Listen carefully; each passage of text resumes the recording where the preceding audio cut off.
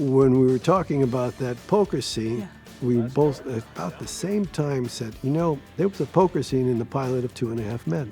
And Angus was 8 years old in pajamas, annoying the guys playing poker. What if we recreate that scene in this episode of Bookie? And I called Angus. And You got Angus out of a 7-year retirement. And 50. Oh, someone's feeling lucky. I don't need luck to beat you. So he had walked away from acting, and he was not necessarily going, oh boy, I'm going to act again, but he was game. And he was great. Oh. He was great at 8, and he was great at 28. Yeah. And sitting there almost to the day, 20 years after we shot the pilot of 2.5 Men, we shot that scene with the two guys playing poker. And the other guys at the table were in the pilot as well of 2.5 Men. Oh my God, that had to have been like a surreal out-of-body experience. It really was. Was it? It really was. It was an extraordinary day. You pulled Angus out of retirement. We adore him. I respect that he has chosen to live a life not in front of the cameras. Do you think there's a part of him after being on a set that felt seemingly as magical as Bookie, that maybe you helped reignite a spark?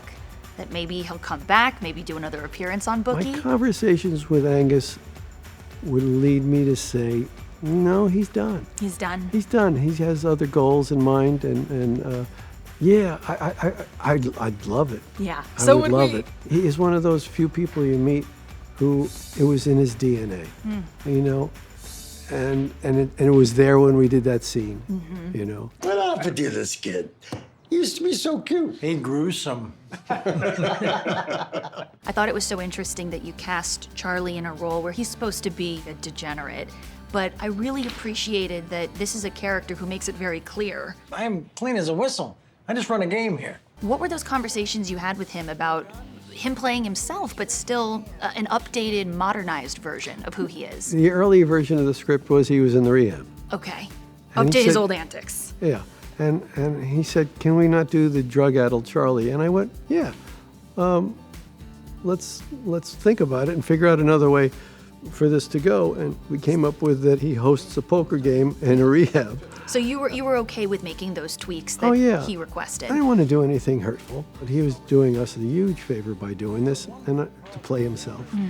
And if it was uncomfortable for him, I don't want him to be uncomfortable. For sure. He seemed like he was having the time of he his had a life. great day. There's a throwaway line where, he says, Oh, I've gotten sober here many times. What's the cost to get the cure here? Last time I got a nudge from the judge about $75,000 a month. and if you know anything about drug and alcohol addiction and recovery, I've been here several times. It's not a good thing. Yeah. The revolving door is not victory. Right. Another wonderful nod to 2.5 Men. There is a line about John Cryer. Oh, yeah. In that scene. Talked to that John Cryer much?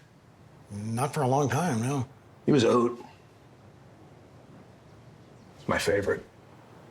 It was really more an ensemble show. That was just an opportunity for the Danny character to stick Dig it to in him a little bit, deeper. yeah. So we've got Charlie, we've got Angus.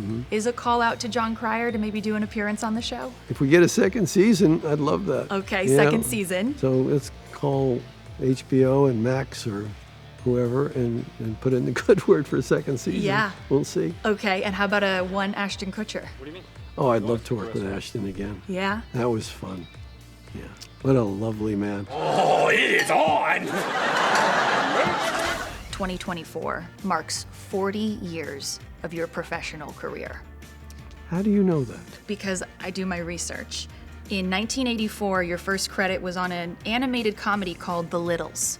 In the spirit of Bookie, in the spirit of betting, how long do you bet that you will continue doing what you love, making entertainment? Well, this strike gave me a peek at retirement. Yeah, and how did it make I you didn't feel? like what I saw. Oh, wow. I was not comfortable with retirement. I think my career ends when they roll me out of my office in a body bag. You'll be there to that last fighting day. Yeah, I can't help but be grateful the opportunity to sit with wonderfully talented people, make stuff up, and then see it become real in front of cameras and microphones and with great actors and the entire crew that makes it real. How cool is that? The coolest. Yeah.